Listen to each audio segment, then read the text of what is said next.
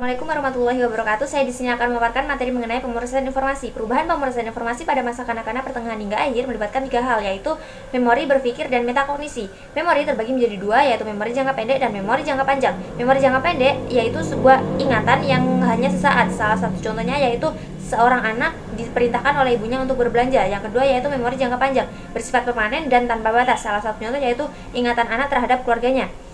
Memori juga berpengaruh terhadap pengetahuan dan keahlian. Salah satu contoh, seorang anak apabila menguasai sebuah mata pelajaran, pasti ia akan menguasai juga materi-materi di dalamnya. Strategi efektif yang dapat meningkatkan memori anak, yang pertama yaitu dorong anak-anak untuk berimajinasi. Berikan dia sebuah perumpamaan atau gambar agar imajinasinya bekerja dengan baik. Yang kedua yaitu berikan motivasi kepada anak bahwa memahami akan lebih penting dibandingkan menghafal. Yang ketiga, ulangi materi yang telah diajarkan, lalu kaitkan materi dengan gejala-gejala yang sering terjadi. Yang terakhir yaitu gunakan bahasa yang relevan seperti metode jembatan keledai. Teori Fuzzy menyatakan bahwa memori paling baik dipahami dengan mempertimbangkan 2 jenis representasi. Yang pertama memori verbatim dan inti. Memori verbatim ini didapat dari menghafalkan kata demi kata, sedangkan inti mengacu pada ide sentral dari informasi.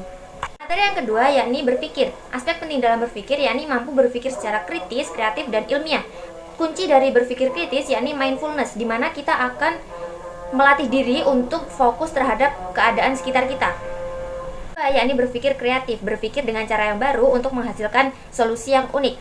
Salah satu metode berpikir kreatif yang populer adalah brainstorming, sebuah teknik di mana individu didorong untuk memunculkan ide-ide dalam kelompoknya. Untuk menghasilkan sebuah solusi, kita juga bisa berpikir secara konvergen dan divergen. Berpikir secara konvergen yakni lebih mengedepankan kecepatan, ketepatan, dan berpikir logis, sedangkan divergen yakni mengedepankan kreativitas. Ketiga yakni berpikir ilmiah dengan cara metode berpikir sebab akibat. Thinking about thinking, berpikir tentang berpikir. Kita mengetahui dan memahami apa yang kita tahu, lalu apa yang dipikirkan, dan bagaimana proses dalam berpikir. Pada anak berusia 5 atau 6 tahun, ia akan mengingat dengan cara kata demi kata. Lalu pada saat ia berada di kelas 5 SD, ia akan sadar bahwa memahami materi akan jauh lebih mudah daripada menghafal kata demi kata yang ia lakukan saat berumur 5 tahun. Materi yang terakhir yakni pemrosesan informasi pada remaja. Pada masa remaja terjadi keragaman fungsi kognitif. Adanya keragaman ini menunjukkan bahwa remaja lebih banyak memproduksi perkembangan mereka dibandingkan dengan anak-anak. Perubahan kognitif terpenting pada masa remaja adalah peningkatan fungsi eksekutif yang melibatkan aktivitas kognitif tingkat tinggi seperti penalaran, pengambilan keputusan, berpikir kritis, dan pemantauan kemajuan kognitif seseorang. Sekian materi dari saya. Wassalamualaikum warahmatullahi wabarakatuh.